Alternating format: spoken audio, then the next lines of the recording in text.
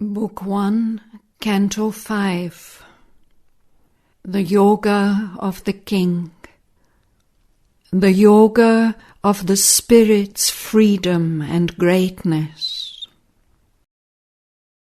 In a divine retreat from mortal thought, in a prodigious gesture of soul sight, his being towered into pathless heights, naked of its vesture of humanity.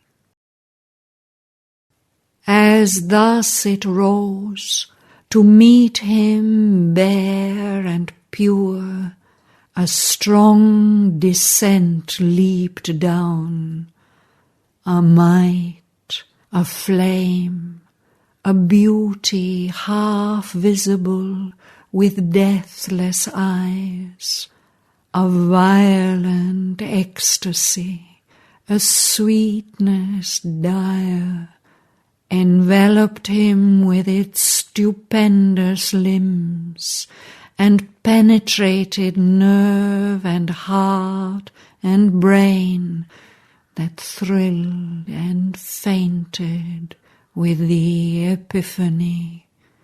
His nature shuddered in the unknown's grasp. In a moment shorter than death, longer than time, by a power more ruthless than love, happier than heaven, taken sovereignly into eternal arms, hailed and coerced by a stark absolute bliss. In a whirlwind circuit of delight and force, hurried into unimaginable depths, upborne into immeasurable heights, it was torn out from its mortality and underwent a new and bournless change. An omniscient knowing without sight or thought, an indecipherable omnipotence, a mystic form that could contain the worlds, yet make one human breast its passionate shrine, drew him out of his seeking loneliness into the magnitudes of God's embrace. As when a timeless eye annuls the hours, abolishing the agent and the act, so now his spirit shone out wide, blank, pure. His wakened mind became an empty slate on which the universal and soul could write. All that represses our fallen consciousness was taken from him like a forgotten load.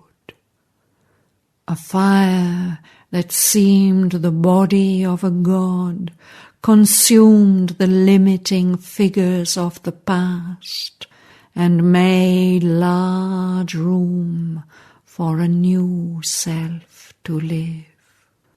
Eternity's contact broke the molds of sense. A greater force than the earthly held his limbs. Huge workings bared his undiscovered sheaths. Strange energies wrought and screened tremendous hands unwound the triple cord of mind and freed the heavenly wideness of a Godhead's gaze. As through a dress the wearer's shape is seen, there reached through forms to the hidden absolute a cosmic feeling and transcendent sight. Increased and heightened were the instruments. Illusion lost her aggrandizing lens, as from her failing hand the measures fell. Atomic looked the things that loomed so large.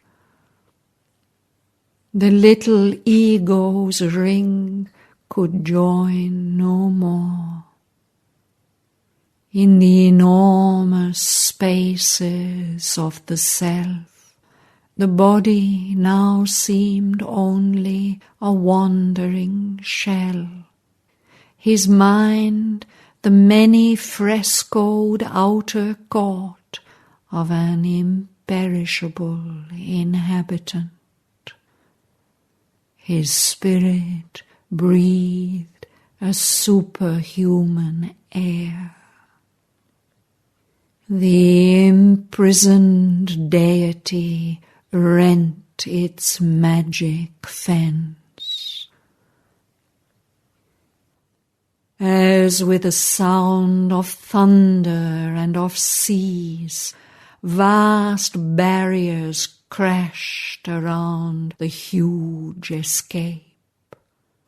Immutably coeval with the world, circle and end of every hope and toil, inexorably drawn round thought and act, the fixed, immovable peripheries effaced themselves beneath the incarnate's tread.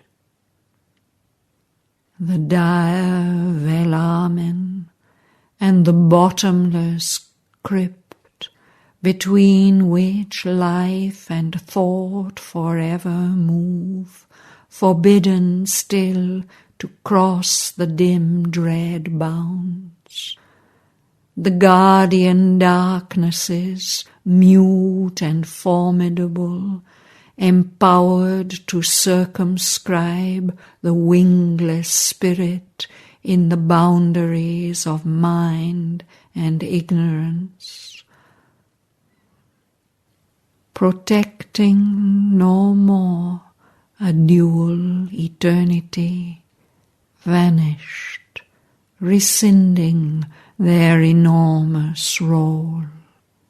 Once figure of creation's vain ellipse, the expanding zero lost its giant curve.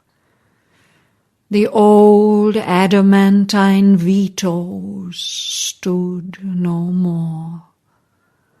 Overpowered were earth and nature's obsolete rule.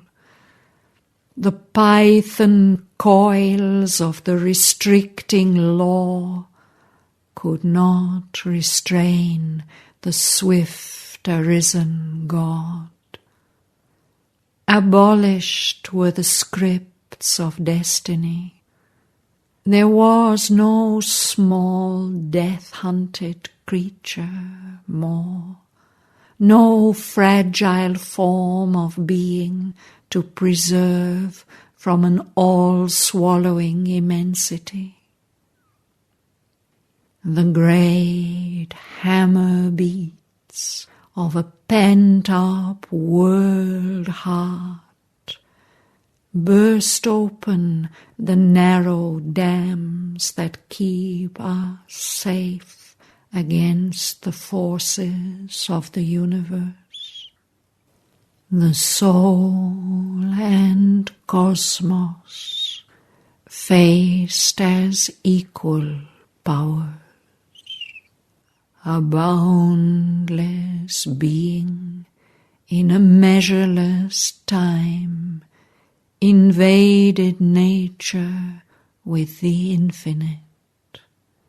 He saw unpathed, unwalled his Titan scope.